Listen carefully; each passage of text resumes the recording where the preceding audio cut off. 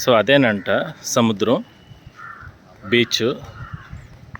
నేను షాక్ అయినా ఒకసారి, ఇంత దగ్గరలో ఆడుందిరా నాయన బీచ్ అని. సో చూడండి, నేను ఈ వీడియో కంటిన్యూగా అక్కడి వరకు నేను తీసుకెళ్లే ప్రయత్నం చేస్తాను.